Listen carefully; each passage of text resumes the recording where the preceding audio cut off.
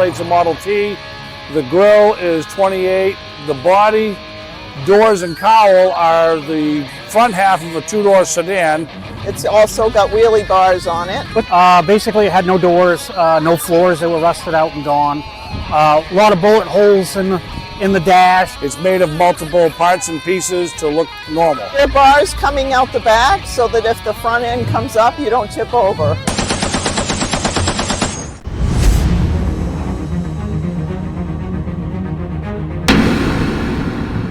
Car shows are more than just about seeing the fancy cars.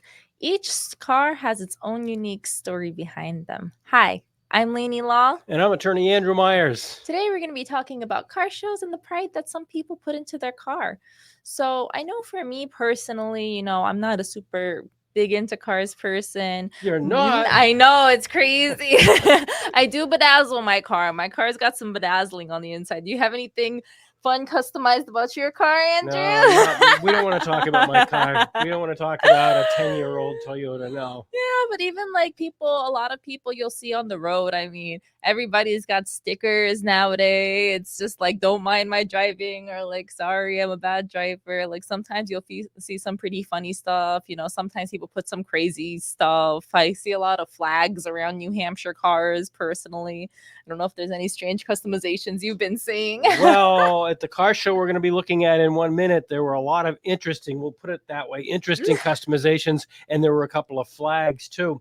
But you didn't ask me. The name of the show is About the Law, so why are we talking about a car show? Yeah, let's hear it. So I'm wondering, what could cars have to do about the law? Well, the funny thing was, this was a car show that was held in Manchester, New Hampshire, and the Rotary held it. And one of their rules was every car must be street legal. And so I talked to a lot of the owners about a lot of things, but that was one of the things I asked them. I mean, if you have a car that goes back to the 1920s, how do you make it street legal? What is the law on that? So that's how we got this into the About the Law category. And the owners are very smart about that. Yeah, and you had even mentioned before, you saw some pretty old cars at that car show. So it's pretty impressive the things that people are able to do to keep these cars up and running. Let's go take a look and see some of the exciting cars at the show. Let's go. This is a 21 Mustang Mach 1. This is my 1936 Chevy Pro Street blown pickup truck. It's a 1951 Chevy pickup, 3100 series. This is a 1926 Ford Model T Speedster. This is a 1935 Ford pickup, half-ton, V8 engine, 85 horsepower. This is my 1929, 30, 31 Model A homemade hot rod pickup truck. It is a truck we call Scrappy. It's made from multiple different years, parts. The headlights are Model T.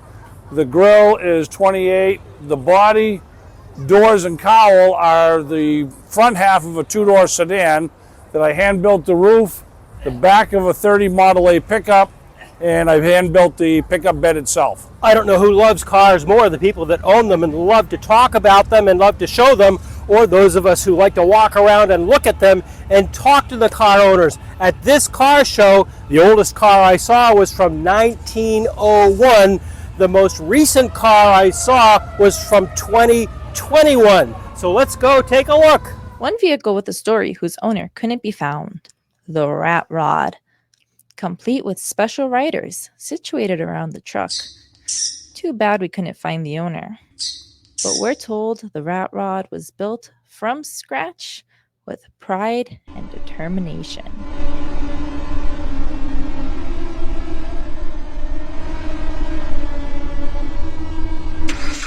Hi, I'm Mark LaRoe. This is, I'm from Manchester, New Hampshire. Best looking Ford pickup to come out of Detroit. Why do you say that? Because that's what they said. Oh, what do you say? I think so too. How much work is it to keep this thing running? I just had an overhaul, so it's running good now. Why did you need an overhaul? What'd you do to it? I had some brakes manipulated a little bit better than what they were, so they're all working now versus just two. So all four wheels brake. I had the transmission updated to a 1937, which has synchro And second and synchro means that you can go from second to third and then from third to second without grinding gears, as it is a standard. I get it. Now, my understanding is all the cars in this car show must be roadworthy. How hard is it to get this vehicle inspected every year?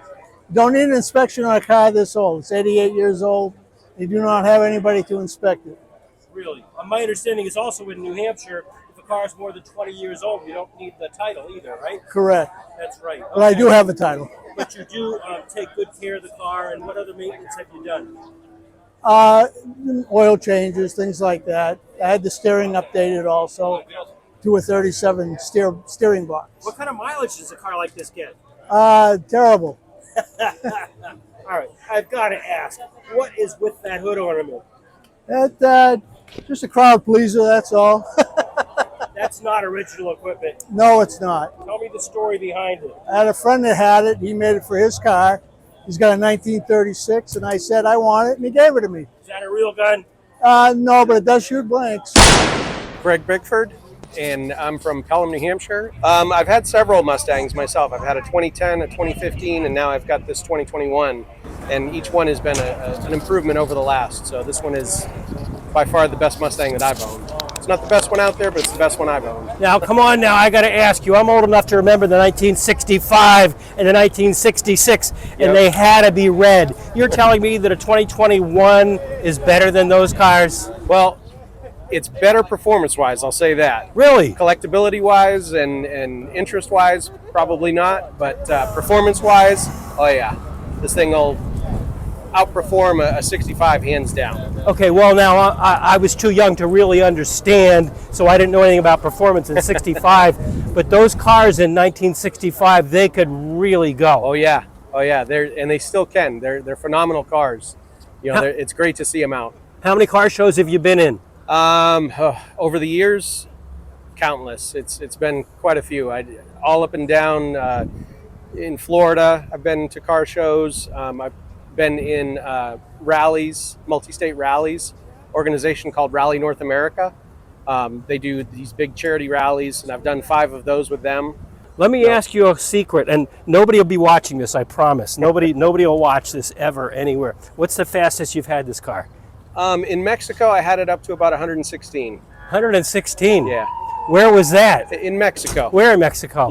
Where it's legal in Mexico. Okay. We'll leave it at that. I've been down to Mexico, and I've been off the map, way off the touristy areas. Those roads, you don't even want to go 16 miles an hour. Yeah. You got to find a nice place where there's not too many other cars, and it's nice and straight, I'll tell you that. How did the car handle it? Because I had a 1967 Plymouth Barracuda in the day, and I had that up to 114 miles an hour, and it started shaking, and I slowed it down, and I prayed. But this thing, it actually had plenty of pedal left, and it was handling like a dream. What's under the hood? It's a 5.0 Coyote engine, and it makes 480 horse. What kind of mileage do you get? Believe it or not, when I first bought it, I drove it down to from Watertown, Mass, down to Tallahassee, Florida, and then a couple months later, I drove it back. And over the course of that trip, I was up over 27 miles to the gallon. Wow. Let me ask you a question. Some people will think it's a stupid question, but what do you think of electric cars? Well, they have a place. Okay. It's not a vehicle that I could take back and forth to Florida, but if you're just bouncing around town, it's probably a good choice for you. Hi, I'm Vicki Tavares. I live in Hudson, New Hampshire.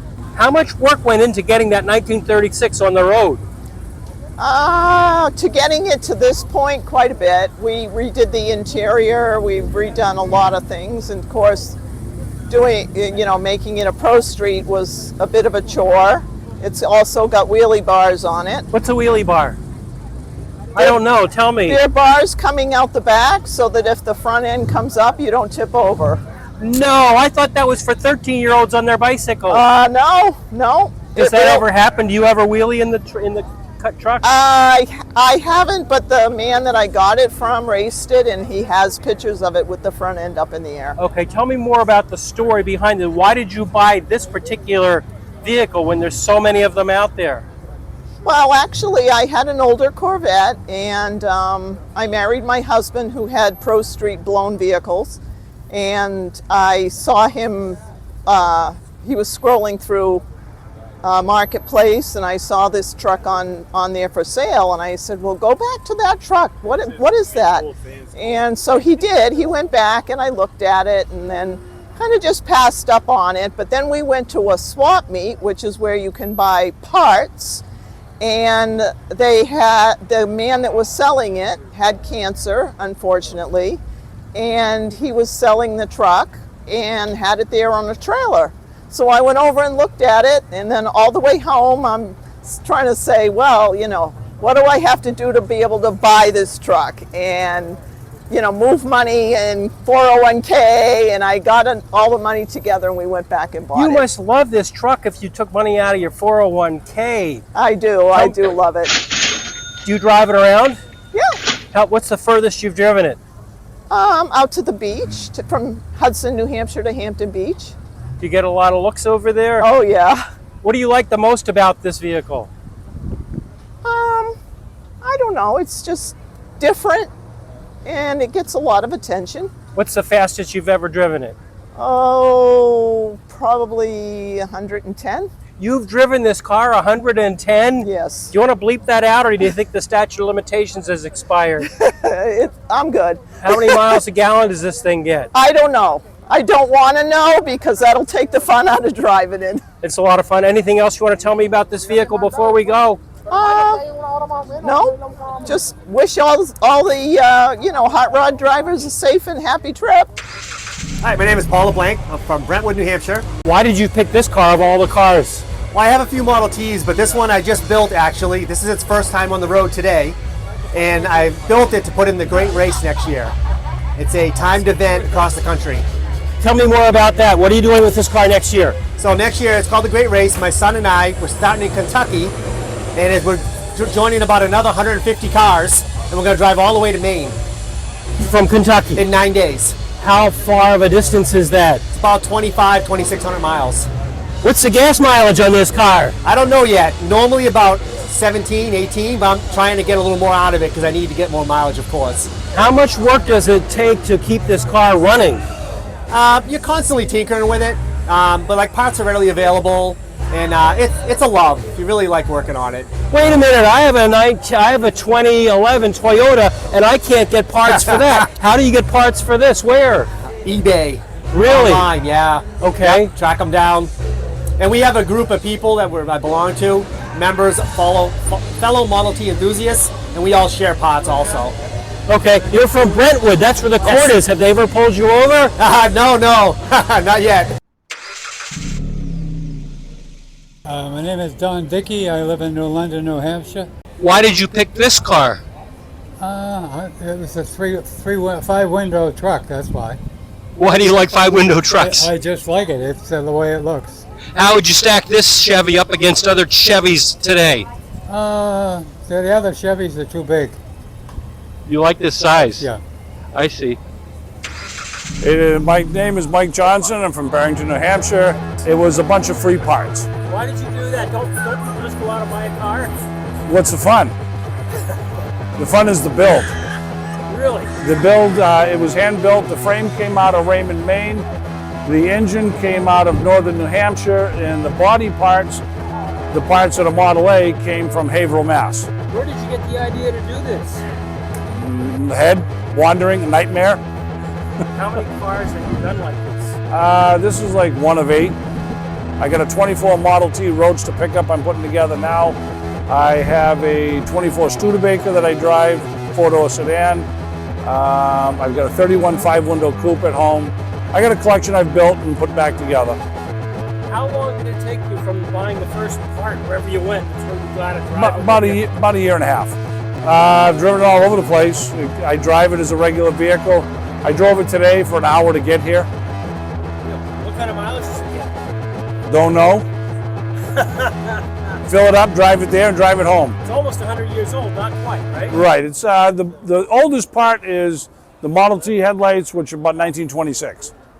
Okay. How far would you drive it? Would you drive it out to California and back or not? Yeah, if I had a couple of weeks, Really? month. Why do you say that? You don't go as fast. Yeah. You know, this one I've run it up to 60 miles an hour. The pamphlet on the front windshield is a Pine Tree Jamboree. It's a flathead only drag race coming up the middle of this month, 15th, 16th, and 17th. It's up in Winterport, Maine at a drag strip. You have to be a flathead to compete. What's a flathead? Right there. Flathead, spark plugs. Oh, okay. It's going to be a flathead engine, whether it's a 4, 6, 8, or 12. Okay. Pre-1953. All right. What am I not asking you that's unique about this vehicle? A little bit of everything. Let me ask you this. Us guys could have any hobby in the world. This is mine. Why did you pick this? Grew up building cars with my father, and it's his curse. Okay. And it's a lot of fun. The Pegasus is a memory of my father. The number 24 is a memory of Mom. So the Pegasus, my dad had a mobile station, so I have his original checkered flag at home in my garage with the Pegasus on it. So when we were asked to come up with a number for the car, the Pegasus is number 24. That is awesome. Anything else you want to tell me? No. Other than that, we're having a lot of fun here today. For a trip back to the 60s, here's a colorful hippie Volkswagen with a pool ball for a gear shift, and don't forget the 60s cooler and skateboard on top. Too bad we couldn't find the owner to share their stories and insights. The Manchester Rotary Club's event, correct? It is. They've been doing this for years, right? Yep, this will be the 22nd year. Is this the biggest event you've had so far? We can't really give the stats on it yet because it's still in progress, but I would say it's shaping up to be that way. I've never actually seen this many cars in the park itself. And so far this year, we've had 386 pre-registered coming into today, which is more than double than what we would normally have. Of all the events a Rotary Club can hold, spaghetti dinners, senior dinners, all that kind of stuff, why does the Manchester Rotary hold a car show? It's a good question. It actually started with my dad 22 years ago, and him and his buddies all started it, a group of 5 of them. And he actually got sick with cancer, and he got the Rotary Club involved because he needed more help. And as they were getting older, they were finding it harder to get volunteers. So I think the Rotary Club kind of landed into it. It wasn't really part of a plan, but it actually took off and obviously does very, very well. And it's getting bigger and bigger every year. And that's because of the volunteers of the Rotary Club that have the best interest for the show. How do you get the city to allow you to shut down a bridge in Elm Street, the main street in town? It's a lot of shaking hands and a lot of permits. What's the most unique car you've ever seen at this show? Oh, there was a guy, those pedal foot cars, like your plastic Fisher Price cars. There was a gentleman that made a adult version that was drivable of that, and it was 3 times the size. It was awesome. What's the oldest car you've ever seen at this show? Well, actually, right behind you is a 1901 wooden car. So that's probably the oldest that we have, maybe even in the show. But there is definitely a lot of 1910s, a lot of 1920s. What am I looking at here? This is it's called like a kit wooden car, but it's supposed to be from 1901. My dad's dad was the original owner. He bought it new and they built it. It was sold and it was probably gone for about 40 years. And then it came back about because somehow we got connected with the guy that still owned it all those years later, but it was in poor condition, so we needed to restore it. My dad bought it back, and I want to say it hung on a wall for about another 10 to 15 years, and then he decided that he wanted to restore it, and he started to restore it, got it about 70% done. My Uncle John down in Virginia is actually the one that did a lot of the woodwork and the paint work on it, and my dad... This is wood? Yeah, that's wood. And so it was all restored and brought back into the proper condition. Looks like metal. How do you get wood to look like metal? It's good woodworking. Wow. What's the make and model of it? It's called a 1901 Rosemobile. I'm not really sure what they would do for a model, but Rosemobile is the name. How far would it go on a tank of gas? That's a different question. I don't know. I've never actually pushed it that far. It's kind of scary to drive. To be Does honest. it go? Oh, yeah, it goes. It's got now it has a Honda engine in it, so it's been updated with a more modern engine, so you can actually enjoy it. Will the state register that? I don't know. We don't know. We use it for parades and stuff, and even then, we haven't really done much parades with it. I just wanted it completed because it was my dad's. He was trying to finish it before he passed away. So when he passed away, I made a little pact that I was going to finish it. Does the horn work? Yep. Yeah, say this. I don't want to break anything. Would you? Yeah. Say the horn. Yeah. Is. Hi, my name's Luke from Center Harbor, New Hampshire. Here we have our 1946 Ford pickup. It's a bit of a custom build. 630 horse. Truck weighs 2,520 pounds. Now, it says on your sign here it took you 1.5 years Yes. to work on this. What was the condition? I see the picture, but tell me the condition it was in when you bought it and what you had to do. Sure. We found the cab in the woods in Dorchester, New Hampshire. Basically, it had no doors, no floors. They were rusted out and gone. A lot of bullet holes in the dash and in the back of the. Oh yeah, yep. You know the story behind I don't. But we bought it from an old gentleman. I'd say he's in his early 80s. We told him exactly what we wanted to do with it because I wanted to be up front. And what the small story behind that is I wanted to do this and then take it back and show it to him with what we had done. Did you do that? We did. What Yep. did he say? And he had nothing to say. He couldn't say anything. He was in shock. The biggest words he could get out was "wow." So that solidified it for me. All the hours of time, money, blood, sweat, tears, time away from family. So basically what I did, we took the cab home, and I just sat on a stool in the shop in front of the cab and started building a game plan in my head. And no plans, I just kind of started building as I went. Made an order with Cohen Steel, that got delivered, and we just kind of went from there. I did everything in-house, right down to building the engine. The only thing we had to sub out was the machine work on the block and the cylinder heads. Everything else was done by me in my shop. So I'm pretty proud of that. It came out way better than I ever imagined. How much is left that's original? The cab itself, and the funny thing is the cowl vent, which you'll see there in the middle. I wanted to make sure that worked like factory, and it still has the cardboard glove compartment, which, yep, back in the day they were made out of cardboard. So I'm pretty happy about that, yeah. How much Yep. power is under the hood? Well, there's no hood, but Right? how much power is this thing? 629 horse, How many cylinders? 8. And how many miles a gallon? Very few. I'd say probably 3.5 to 4. This must have taken a lot of time, but also a little bit of cash. Quite a bit of cash, not as much as you would think, because we were able to do a lot of in-house. But we have close to $40,000 in it. How many cars have you done this to? Just this one. This is Why did you pick this one? Well, so it goes. I've been in racing, stock car racing and tour modified racing my whole life. 33 years I've been doing that. And my dad passed in 2014, but this is something we wanted to do. It took me a few years to get it rolling and get it done, but I'm pretty sure he'd be proud of it. And that's the biggest story. Is it was something I wish I had done with my dad while he was still around. So if you ever have something you can do with your parents or spend time with them, you do it while you can. Too late for me, but is there anything else you want to tell me about the vehicle? I think what makes me the proudest is the diverse crowd that enjoys to come look at it. Whether it's small children or even into the senior years, we get a reaction that is unbelievable. Not even one that I thought we would ever get. Yeah, and that's awesome. That'll put goosebumps on you. Did I ask you how many miles a gallon it gets? Yes. How many? About 3 to 4.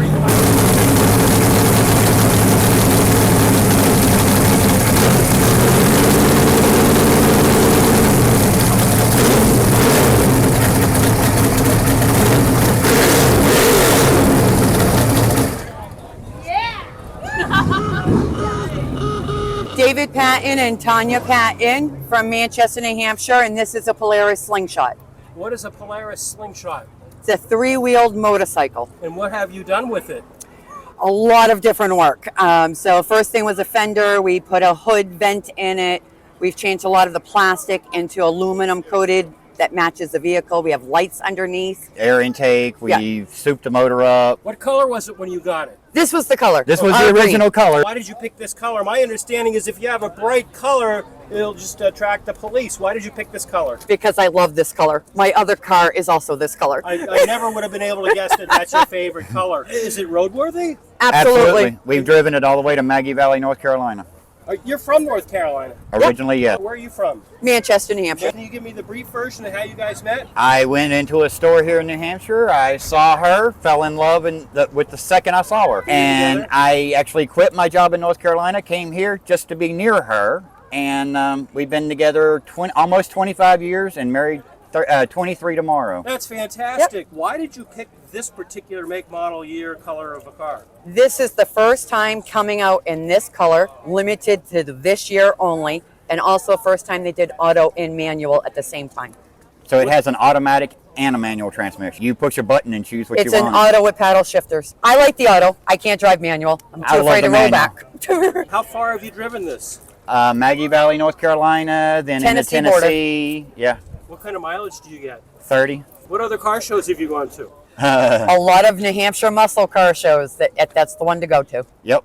And we do a lot of charity car shows. Yeah. For St. Jude's Hospital, Boston Children's Hospital, we're actually doing next week. Boston Children's Hospital. Yep. And that's a fundraiser. Yep. Fundraiser for Eddie Strong being done at Stumble Inn Stumble Bar Inn and Grill in Londonderry's, where we meet up, and then we do a 3-hour ride to raise money for Boston children.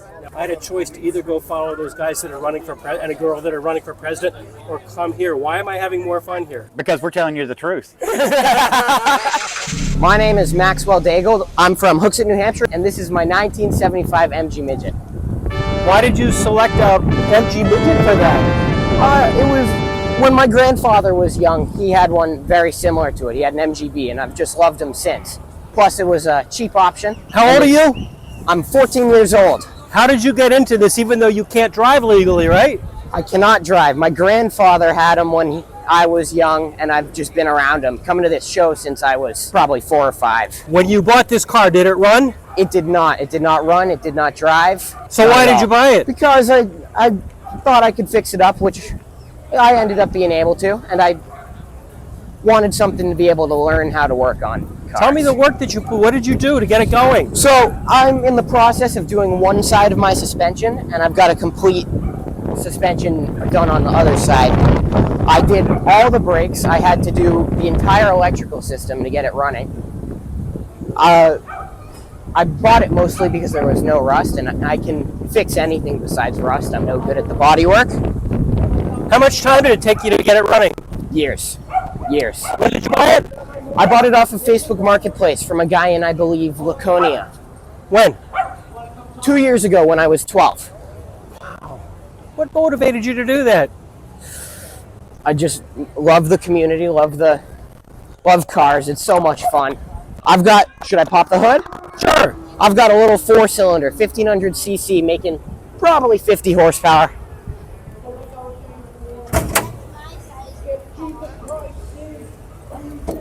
So I'm going to bring the camera over here. Okay. And yeah, tell me about what's under the hood there. So we've just got a little 4-cylinder, 1500 cc's, mechanical distributor and such. It's got the Zenith Stromberg carb, which is the worst option, but it's working for me. When I bought this car, this heater box wasn't there, the alternator was all screwed up, and I've done a bunch of it. I'm going to guess this is your first car. Are you going to move on from this and do other cars? I'll move on from this and do other cars, but I never plan on selling it. Why not? Because it's a lot of fun and it's a good car.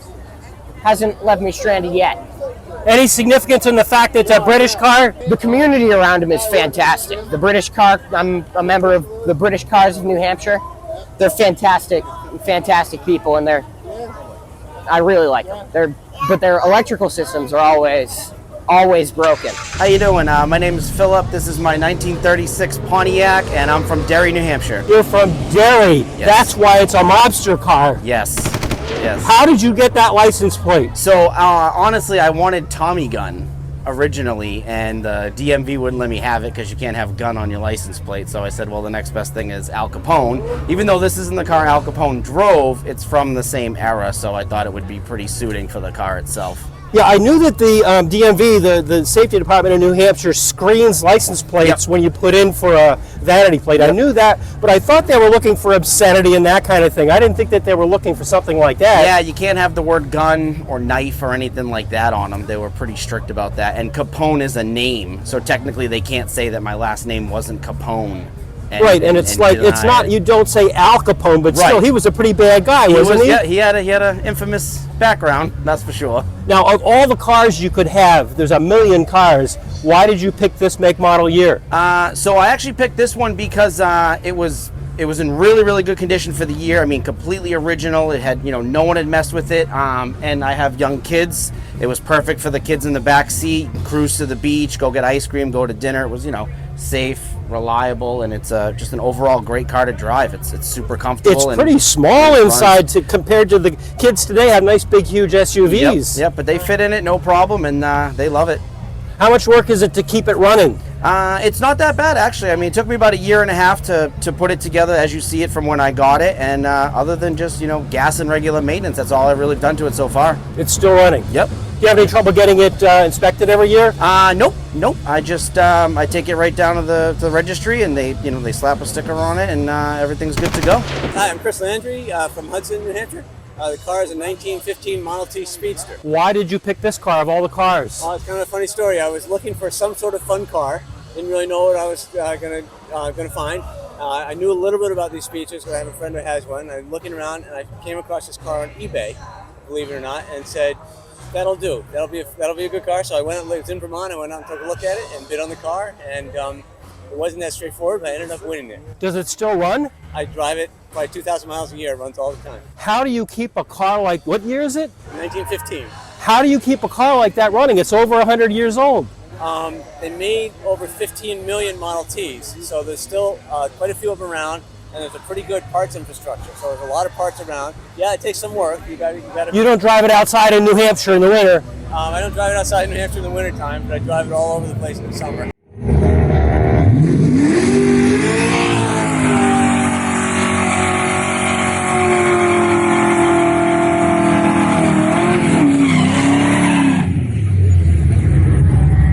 Crazy.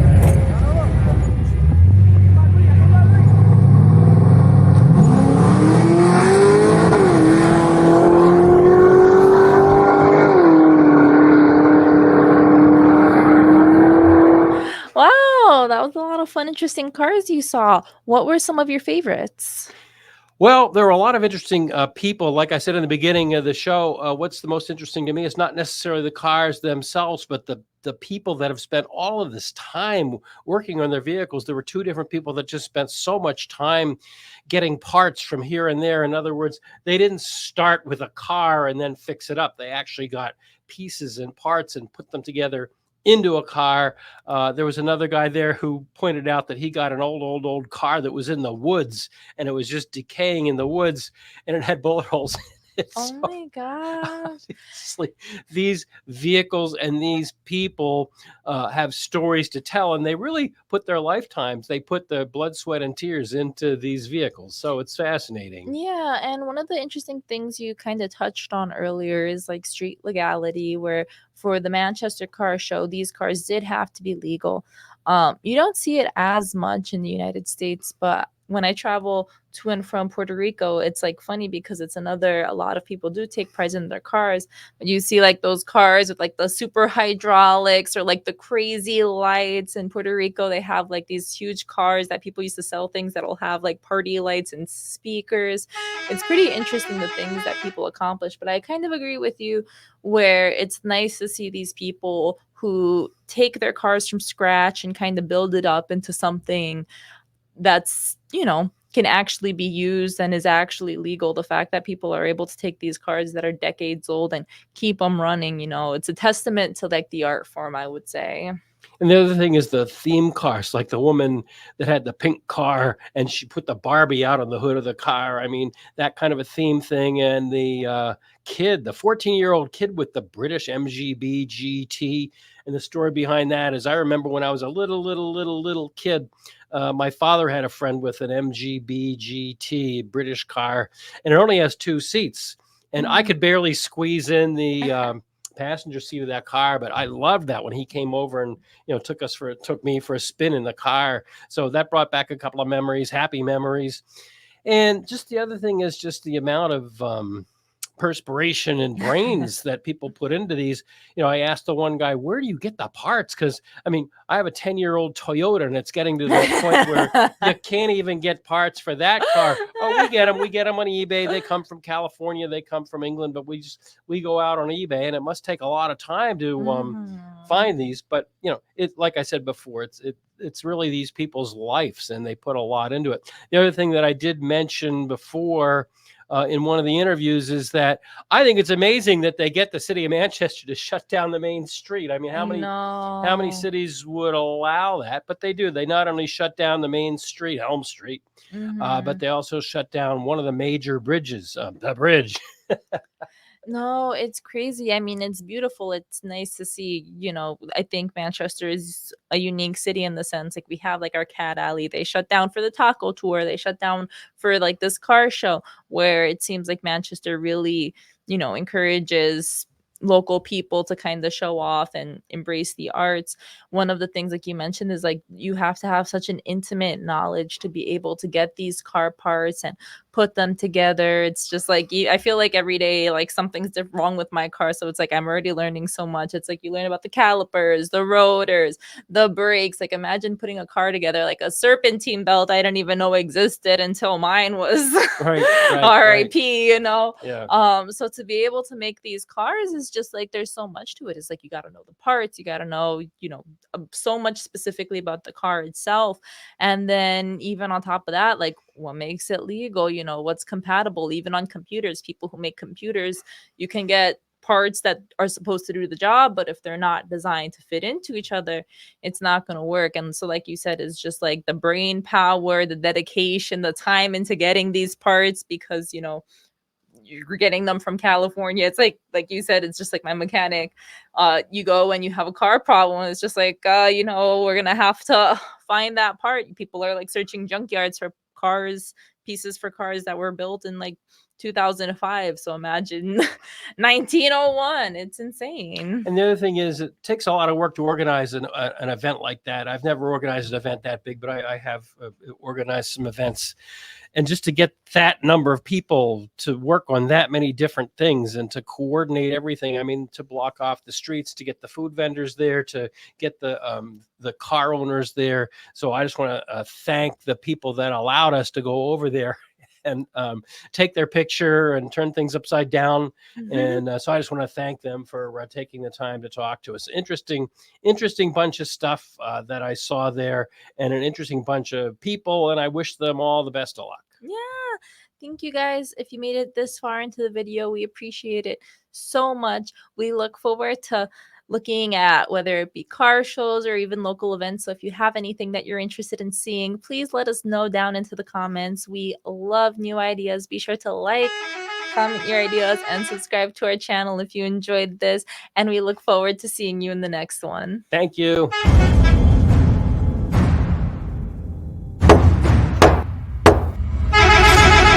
You have been watching About the Law, a production of the law offices of Andrew D. Myers in Methuen in the Merrimack Valley of Massachusetts, and in Derry, just outside of Manchester, New Hampshire.